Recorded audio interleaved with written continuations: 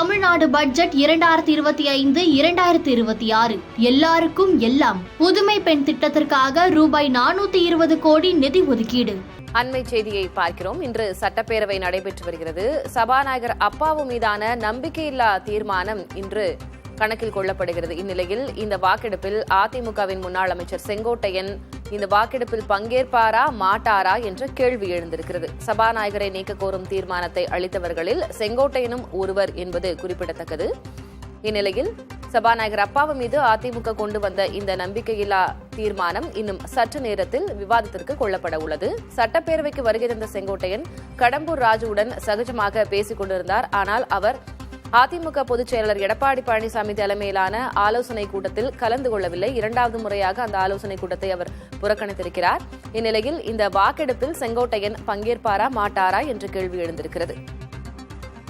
கூடுதல் விவரங்களை வழங்குவதற்காக செய்தியாளர் ஸ்டாலின் இணைந்திருக்கிறார். ஸ்டாலின், என்ன நடக்கிறது இன்றைக்கு? செங்கோட்டையன் இது தொடர்பான வாக்கெடுப்பில் பங்கேற்பாரா மாட்டாரா, என்ன சொல்லப்படுகிறது வட்டாரங்களில்? திலகவதி, பேரவைத் தலைவர் அப்பாவுக்கு எதிரான நம்பிக்கை இல்லா தீர்மானம் காலை 11 மணிக்கு பிறகு எடுத்துக்கொள்ளப்பட இருக்கிறது. தற்போது சட்டப்பேரவையில் கேள்வி நேரம் நடைபெற்று வரக்கூடிய நிலையில இன்று காலை இந்த நம்பிக்கையில்லா தீர்மானம் தொடர்பாக அதிமுக சட்டமன்ற உறுப்பினருடன் எதிர்க்கட்சித் தலைவர் எடப்பாடி பழனிசாமி ஆலோசனை மேற்கொண்டிருந்தார். நீங்க குறிப்பிட்டபடியே செங்கோட்டையன் இந்த கூட்டத்தில் பங்கேற்கவில்லை. கடந்த 2 நாட்களுக்கு முன்பு பேரவை இந்த கூட்டத்தோட தொடங்கிய போது அதிமுக எம்எல்ஏக்கள் கூட்டத்திலும் செங்கோட்டையன் பங்கேற்காத ஒரு சூழல்ல இந்த நம்பிக்கையில்லை இன்று வர இருக்கக்கூடிய பேரவைத் தலைவருக்கு எதிரான நம்பிக்கையில்லா தீர்மானத்தில் செங்கோட்டையனுடைய நிலைப்பாடு என்னவாக இருக்க போகிறது என்ற ஒரு கேள்வி எழுந்திருக்கிறது. ஆனால் தற்போது பேரவைக்கு செங்கோட்டையன் வந்திருக்கிறார். காலை அதிமுக சட்டமன்ற உறுப்பினருடன் அந்த ஆலோசனை கூட்டத்தில் அவர் பங்கேற்கவில்லை என்றாலும் கூட கேள்வி நேரத்தின் போது செங்கோட்டையன் தற்போது அவையில் தான் இருந்தார். அவரும் தன்னுடைய தொகுதி சார்ந்த கேள்வியை எழுப்பியிருக்கிறார். நம்பிக்கையில்லா தீர்மானம் எடுத்துக்கொள்ளப்படும் பொழுது அவர் தன்னுடைய நிலைப்பாட்டை எடுப்பாரா அல்லது பேரவையிலிருந்து வெளியே செல்வாரா என்பது குறித்து நாம் பொறுத்திருந்து பார்க்க வேண்டியிருக்கிறது. இன்றைய இந்த தீர்மானத்தை பொறுத்த வரைக்கும், நம்பிக்கையில்லா தீர்மானத்தை பொறுத்த வரைக்கும் குரல் வாக்கெடுப்பு மூலமாக நடைபெறும். சற்று நேரத்துக்கு முன்பாக நம்மளோட செய்தியாளர் ரமேஷ் பல்வேறு விதமான தகவலை தெரிவிச்சிருந்தாரு. இந்த வாக்கெடுப்பை பொறுத்த வரைக்கும் குரல் வாக்கெடுப்பு மூலமாக நடைபெறும் பொழுது 62 சட்டமன்ற உறுப்பினர்கள், அதாவது அதிமுக 66 சட்டமன்ற உறுப்பினர்கள் இருந்தாலும் கூட 4 பேர் ஓபிஎஸ் உட்பட அவருடைய ஆதரவாளர்கள் 4 பேர் தற்போது தனியாக இயங்கி வரக்கூடிய நிலையில இந்த 62 சட்டமன்ற உறுப்பினர்களும் தங்களுடைய ஆதரவை தெரிவிப்பார்கள்.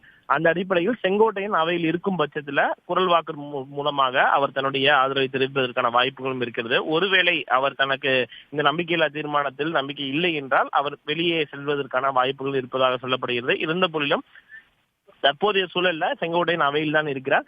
நம்பிக்கையில்லா தீர்மானம் எடுத்துக்கொள்ளப்படும் பொழுது அவருடைய நிலைப்பாடு என்னவாக இருக்க போகிறது என்பது இன்னும் சற்று நேரத்தில் தெரிய வரும்.